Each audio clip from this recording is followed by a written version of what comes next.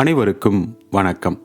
இன்றைய பதிவில் நாம் பகவான் கிருஷ்ணர் பகவத்கீதை அத்தியாயம் 2 சீர் 47 என்ன சொல்லியிருக்கார் அப்படிங்கிறத ஒரு கதை மூலமாக பார்க்க போகிறோம்.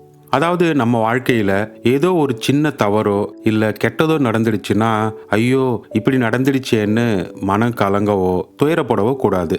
நடப்பது எல்லாம் நன்மைக்கே அப்படிங்கிற நம்பிக்கையோட மன தைரியமாக இருக்கணும். அப்படி இருந்தோம்னா எல்லாம் நல்லதாக தான் நடக்கும் அப்படிங்கிறத எடுத்து சொல்கிற ஒரு சிறிய கதை தான் இது. பகவத்கீதை அத்தியாயம் 2 சீர் 47 பகவான் கிருஷ்ணர் என்ன சொல்கிறார்னா, எது நடந்ததோ அது நன்றாகவே நடந்தது, எது நடக்கிறதோ அது நன்றாகவே நடக்கிறது, எது நடக்க இருக்கிறதோ அதுவும் நன்றாகவே நடக்கும். இப்போ கதைக்கு போவோம். முன்னொரு காலத்தில் ஒரு துறவி ஊர் ஊராக போய் மக்களுக்கு நல்ல உபதேசங்களையும் ஆசிகளையும் வழங்கி வந்தார். அப்படி ஒரு நாள் அந்த துறவி தங்களோட ஊருக்கு வந்திருக்கிறத கேள்விப்பட்ட மக்கள் கூட்டம் கூட்டமாக வந்து அவரை சந்தித்து ஆசிகளையும் உபதேசங்களையும் பெற்று சென்றார்கள். அப்போ அவரை பார்க்க ஒரு இளைஞன் வந்திருந்தான். அவன் துறவியை வணங்கிட்டு, ஐயா, என் வாழ்க்கையில் எனக்கு எப்போதுமே எதிர்மறை எண்ணங்களாக தோன்றிக்கிட்டே இருக்கு. என்னால் எந்த முடிவுகளையும் தைரியமாக எடுக்க முடியல. ஏதாவது ஒரு தப்பு நடந்துடுமோ, பெருசாக ஏதாவது கெட்டது நடந்துடுமோன்னு ஒரே பயமாக இருக்கு. சின்னதாக ஒரு கெட்ட விஷயம் நடந்தால் கூட என்னால் அதை தாங்கிக்க முடியல. எனக்கு நீங்கள் தான் நல்ல ஒரு வழியை காட்டி என் வாழ்க்கை நல்ல மாதிரி மாறுறதுக்கு அருள் புரியணும் அப்படின்னு வேண்டி நிற்கிறான். அதை கேட்ட துறவிக்கு அந்த இளைஞனோட பிரச்சனை என்னன்றது நல்லா புரிஞ்சிடுச்சு. உடனே துறவி அந்த இளைஞன் கிட்ட, உன்னோட பிரச்சனை தீரணும்னா நான் சொல்ற ஒரு மந்திரத்தை நீ எப்போதும் மனசுல வச்சுக்கணும், ஒருபோதும் மறக்கக்கூடாது. உன் வாழ்க்கையில உனக்கு எப்பவெல்லாம் துன்பம் வர்ற மாதிரி தோணுதோ அப்பவெல்லாம் இந்த மந்திரத்தை சொல்லிக்கிட்டே இரு. உன் துன்பங்கள் காணாம போயிடும். ஆனா அதுக்கு முன்னாடி அந்த மந்திரத்தோட தன்மையை நல்லா புரிஞ்சிக்க உனக்கு ஒரு சின்ன கதை சொல்றேன், கேளு அப்படின்னு சொல்லிட்டு ஒரு கதை சொல்ல ஆரம்பிக்கிறார். பசுமையான மரங்கள், செடி கொடிகள் அப்படின்னு அழகு நிறைந்த ஒரு கிராமத்துல ஒரு வயதான பெரியவர் தன்னோட மகனோட வாழ்ந்துகிட்டு வந்தார். அவர்கிட்ட ஒரு குதிரையும் ஒரு குதிரை வண்டியும் இருந்தது. அந்த குதிரை வண்டியில அந்த ஊர் மக்களை பக்கத்துல இருக்கிற ஊர்களுக்கு சவாரி கூட்டிகிட்டு போறது தான் அந்த பெரியவரோட தொழில். அந்த ஒரு குதிரையை நம்பித்தான் தன்னுடைய வாழ்க்கைய நடத்தி வந்தார் அந்த பெரியவர். ஆனா அவரது மகன் ஒரு இளைஞன். இருந்தாலும் எந்த வேலைக்கும் போகாம வீட்டிலேயே அந்த குதிரையை கவனிச்சுக்கிட்டு தன்னோட அப்பாவுக்கு உதவியா இருந்தான். ஒரு நாள் திடீர்னு அந்த பெரியவரோட குதிரை காணாம போயிடுச்சு. குதிரை லாயத்திற்கு போய் பார்த்த அவரோட மகன் குதிரை அங்க இல்லாததை பார்த்து அதிர்ச்சி அடைஞ்சு வேகமா அப்பா கிட்ட போய், அப்பா, நம்ம குதிரையை காணோம் அப்படின்னு ரொம்ப பதட்டத்தோட சொல்றான். அதற்கு தன் மகனை அமைதியா பார்த்த அந்த பெரியவர், போய் நல்லா தேடிப்பார், குதிரை எப்படியும் கண்டிப்பா திரும்ப வந்துடும் அப்படின்னு நம்பிக்கையோட பதில் சொன்னார்.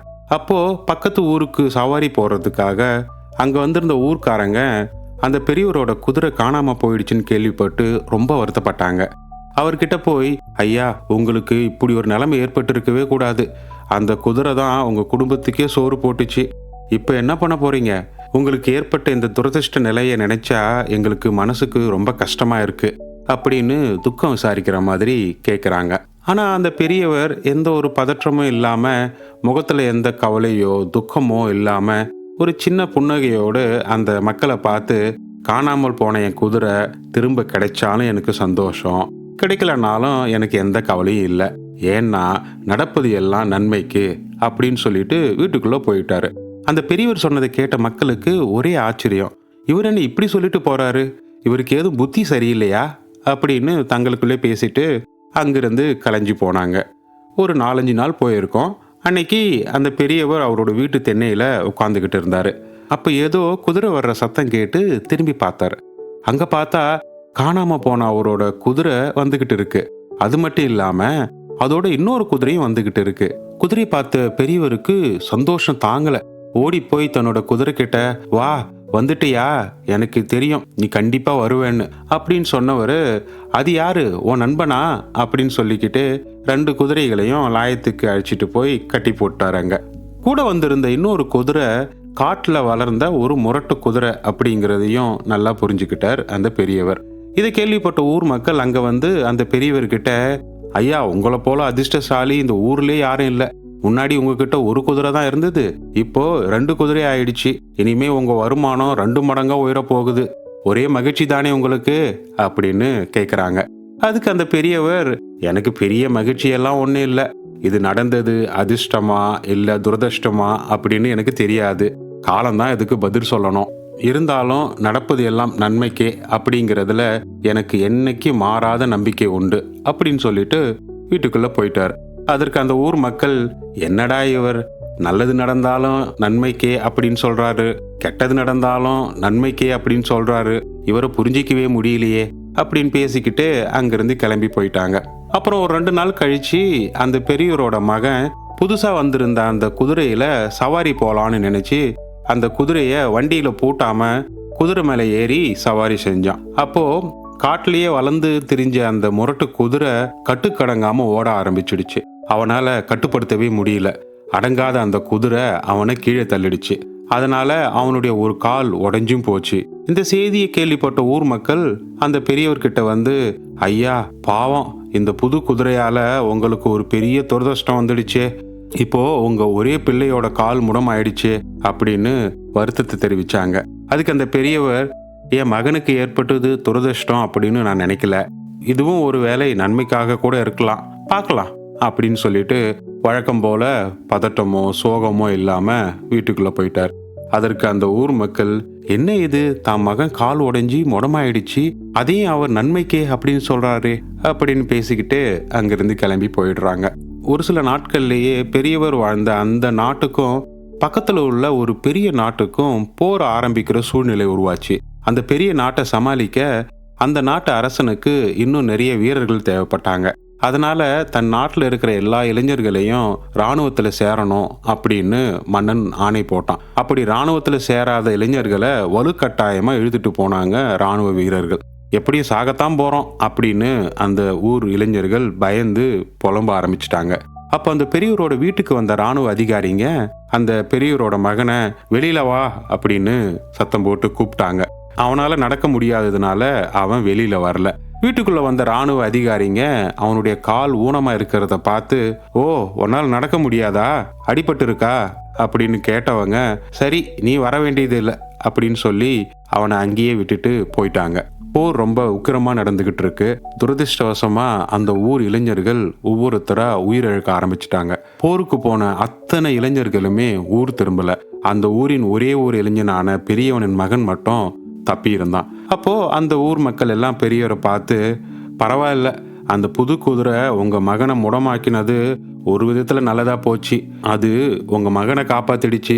ஆனா நாங்க எல்லாம் இப்படி மாட்டிக்கிட்டோம், எங்களோட பிள்ளைகள்லாம் போர்ல போய் இறந்து போயிட்டாங்க, எங்களுக்கு ரொம்ப துரதிர்ஷ்டம். ஆனா உங்களுக்கு அதிர்ஷ்டம்தான், உங்க மகன் தப்பிச்சிட்டான். அன்னைக்கு உங்க மகனுக்கு கால் உடைஞ்சப்ப நீங்க சொன்னீங்க, இந்த விஷயத்திலையும் ஏதாவது ஒரு நல்லது இருக்கலாம்னு, அது இப்போ உண்மையாயிடுச்சு அப்படின்னு புலம்ப ஆரம்பிச்சிட்டாங்க அந்த ஊர் மக்கள்.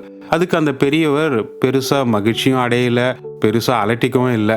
நான் நடப்பதெல்லாம் நன்மைக்கே அப்படிங்கிறதுல ரொம்ப உறுதியா இருக்கேன், அதை நம்புறேன், அவ்வளவுதான் அப்படின்னு மட்டும் சொல்லிட்டு அங்கிருந்து கிளம்பினார். ஊர் மக்களும் அந்த பெரியவரோட மனப்பக்குவத்தை ரொம்ப பாராட்டி பேசினாங்க அப்படின்னு கதையை சொல்லி முடித்தார் அந்த துறவி. அப்புறம் துறவி அந்த இளைஞன் கிட்ட, இந்த கதையிலிருந்து நீ அந்த மந்திரம் என்ன அப்படிங்கிறத தெரிஞ்சுக்கிட்டு இருப்ப.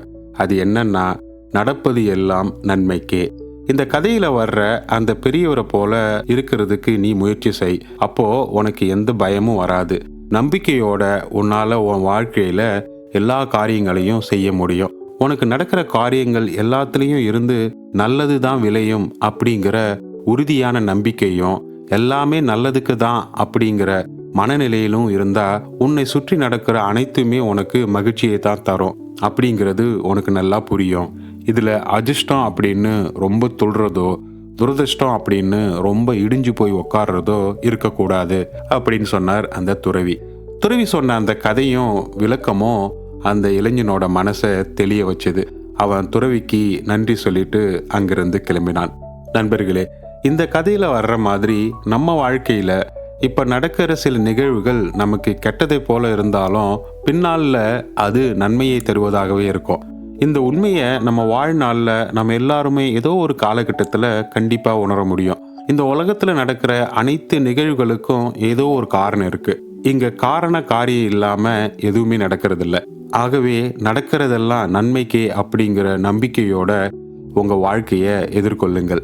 நம்பிக்கை துணிச்சலை தரும், துணிச்சல் வெற்றியை தரும்.